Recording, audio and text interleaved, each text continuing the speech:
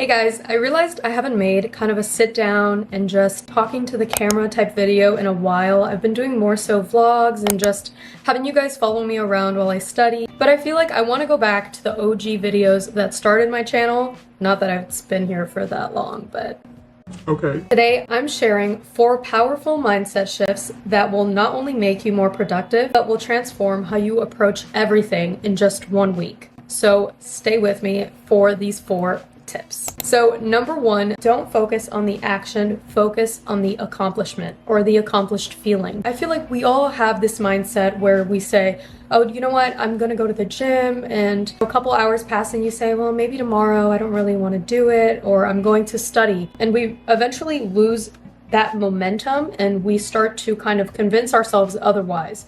And this happens to everyone. I mean, this definitely happens to me. Sometimes I'll look at my phone while I'm trying to get up for work and I'll say, oh, I'll get up in 5 minutes. 5 minutes pass and I'm like, oh, maybe in 10. So instead of saying, oh, I have to go to the gym, you can say, imagine how good I'm gonna feel once I'm out of the gym and I got my sweat in and I feel like that's something that I can check off of my to-do list.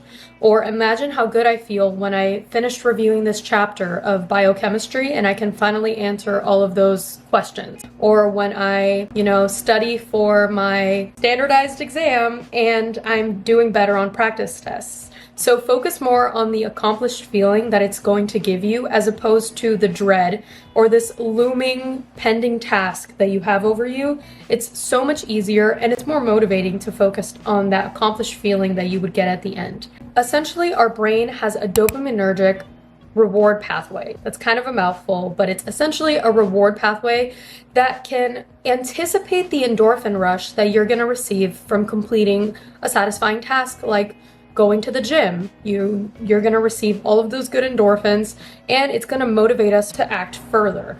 It's going to allow you to be more motivated in the future. And that makes sense because I feel like once you go to the gym, once you start studying, it's harder to stop because we've already activated that pathway in our brain that is just keeping us going. I even catch myself, I went to a yoga class last week, it was in my vlog, and I caught myself in the car, I was reflecting afterwards, after my yoga class, and I was saying, why don't I do this more often? Like, I remember when I used to come to yoga all the time. Why don't I do this more often? It made me feel so good. We often dread starting tasks because we focus too much on the effort as opposed to focusing on the reward. You have to visualize the reward as vividly as possible. And whether this is a tangible reward, like after the gym, I'm going to get a protein smoothie, or it's just, like I said, the endorphin rush and just the feeling of accomplishing a task that you've been wanting to accomplish so that you can improve and motivate yourself to keep going and push yourself forward. Mindset shift number 2 is doing more by thinking less. So I talk about this a lot on my channel and it's just, I am a chronic overthinker.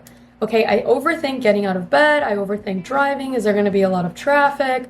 Is it gonna be cold outside? There's just so many things and so many decisions that we have to make in a day that the longer you think about doing something, the more resistance you are met with. Essentially, the longer you think about this upcoming project that you're working on, this book that you're writing, the more that you think about getting out of bed, all of these things, you're going to be met with more and more resistance the more you think about it. A perfectly good example of a way to solve this issue is the 5-second rule. So the 5-second rule is basically an idea coined by Mel Robbins. She was having a really hard time getting out of bed at a certain point and she was watching this rocket ship take off and they were doing a countdown. So when they were counting down from 5, the rocket ship would take off. It didn't matter if you were ready. It didn't matter what your mental state was. The rocket ship was taking off and you were going to be in it if you were on the rocket ship. And so she was trying to apply this and she said, how stupid would it be if I just applied this to my everyday life? Even if I wasn't ready, I'm just going to count out from 5 and the rocket ship is taking off. I'm going to get out of bed.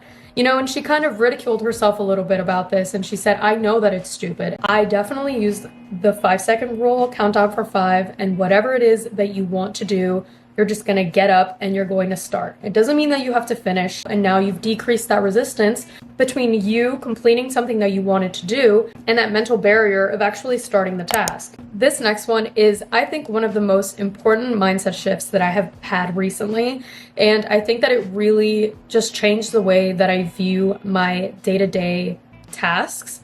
And this one is, stop leaving things for a future you.